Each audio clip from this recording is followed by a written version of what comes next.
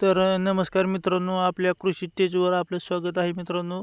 कोणी चॅनलवर नवीन असाल तर प्लीज लाईक करा व कमेंट करायला विसरू नका. तसेच सबस्क्राईब करा. तर बघू शकता मित्रांनो, इनर लाईन ह्या पाईपाच्या आतनं सोडलेली आहे. मोटर खाली फसलेली आहे. मोटर चाळीत वर आलेली आहे मित्रांनो. बघा, जास्त ताण वर आलेली आहे. बघू शकता, थोडी चाळीत वर आलेली आहे. बघा, थोडंसं बघण्यासाठी पुढे गेलो होतो तर पाईप काय हललेला नाही. नंतर वरी घेतली, थोडा ताण दिलेला होता. बघू शकता. तर नंतर लाईट गेली होती म्हणून किशोर सरनी आपल्याला जनरेटर आणलं होतं. जनरेटर आणलं तरी तुम्हाला सांगतो, आता मोटर वरी काढताना जनरेटर आरी यायचं.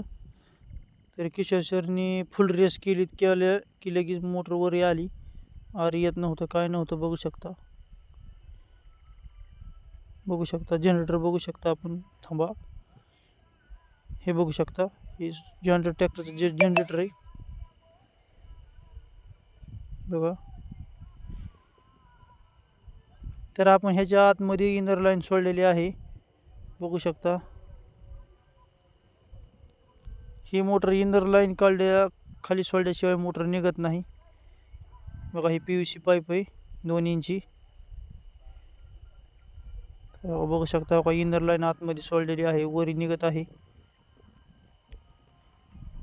बघा, ही केबल ओढीत आहेत मालक.